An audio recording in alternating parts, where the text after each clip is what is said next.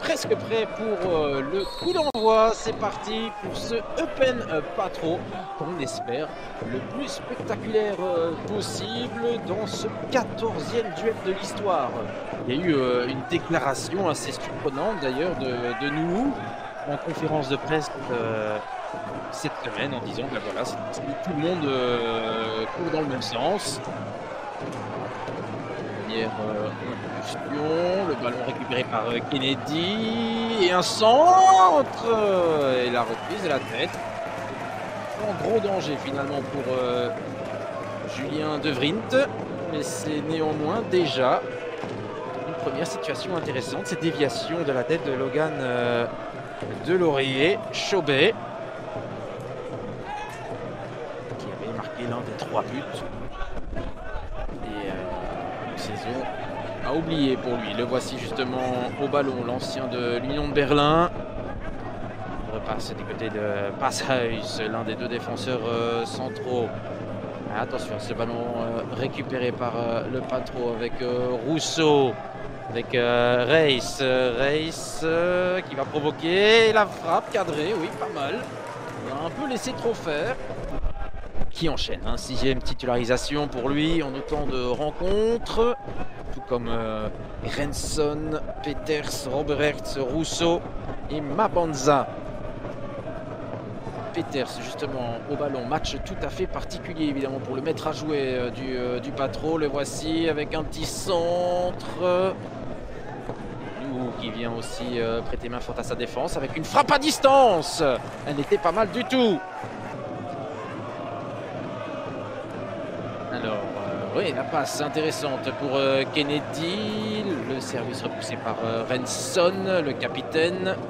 Il fête d'ailleurs ce soir son 200e match pour le compte du Patro. On essaie de jouer avec Reis, ça ne fonctionne pas.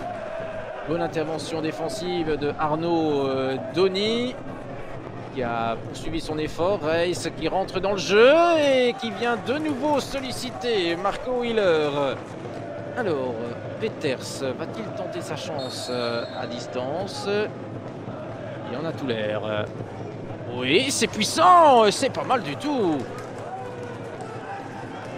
Belle frappe, hein, de Steph Peters. Manqué un brin de précision. Mais en tout cas, voici déjà une 4e tentative au but en l'espace d'un quart d'heure pour le Patro Esden qui est déjà Delorier Chauvet avec un centre à présent. Nous, oh, et c'est dedans, non. Ah bien voilà l'occasion que Penn attendait. Et De Vrient a été sauvé par son poteau. Et le gardien du Patro qui était, semble-t-il, pris à contre-pied là sur cette action. Le centre était précis. Revoici nous. Et le revoici pour une 2e occasion consécutive. Et bien voilà, le réveil des germanophones. Il y a eu des possibilités. Et pour l'instant, on en reste là. Ce score nul et vierge, 0-0. Fin de cette première mi-temps. Le Patro a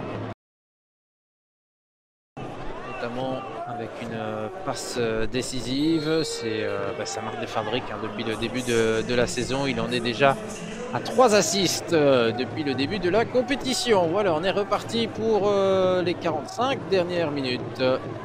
Score finalement assez logique hein, sur base de ce qu'on a vu, surtout en seconde mi-temps. 2 équipes qui se tiennent de très très près.